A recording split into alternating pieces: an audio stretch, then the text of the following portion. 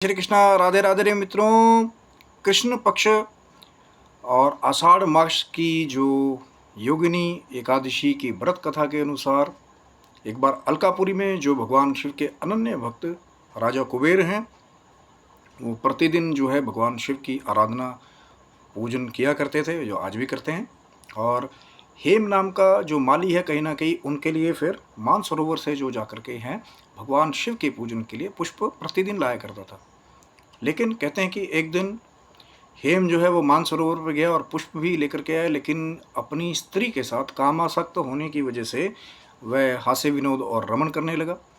और कहीं ना कहीं इसी वजह से जो प्रातःकाल का भगवान शिव के पूजन में देरी हुई, उधर दोपहर तक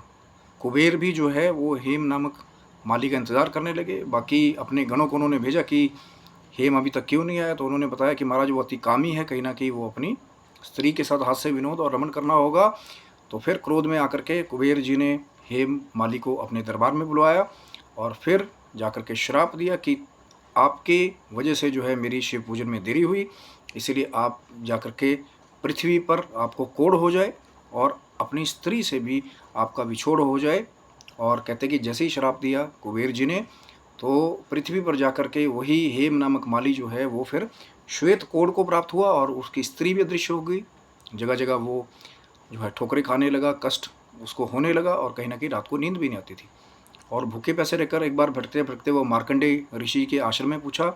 और ऋषि ने जब सारा वृतांत पूछा कि यह दुर्दशा आपकी कैसे हुई, और कहीं ना कहीं शिव पूजा की वजह से जो उसकी पुरानी स्मृति थी वो बनी हुई थी, तो सारा वृतांत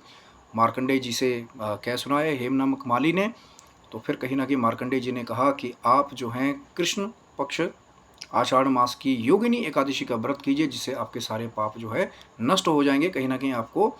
88,000 ब्राह्मणों को भोजन कराने के बराबर फल की प्राप्ति होगी और आपके सारे पाप और कष्ट दूर हो जाएंगे। और हेम नामक माली ने भी ऐसा ही किया, और जो विधि पूर्वक पारण करने के बाद कहते हैं कि फिर वही हेम नामक माली जो है, जो फिर अलकापुरी में उसको फिर जो है वास मिला और उसकी स्त्री भी वापस प्रकट हो गई, और फिर वो वैसे ही सुख से वहाँ पे जो है अपना जीवन व्यतीत करने लगा। ये थी मित्रों जो कथा कहीं ना कहीं योगिनी एकादशी के व्रत की। आशा करता हूँ कि मित्रों आपको वीडियो अच्छा लगा होगा, तो ज़रूर लाइक करें, शेयर करें, सब्सक्राइब करें, क्योंकि और भी भगवान शिव की, ठाकुर जी की कृपा से जो अच्छी अच्छी आध्यात्मिक चर्चाएं हैं, कथाएं हैं, कहीं ना कहीं उनको लाने का भी हमारा प्रयास है। और कहीं ना कहीं जो ये हमारी आध्यात्मिक धरोहर है, इसके लिए भी धीरे धीरे कहीं ना कहीं आप सबका प्रेम जो है मिलता रहेगा। तो सबको बहुत प्यारी जय श्री कृष्णा, राधे राधे मित्रों आप सब।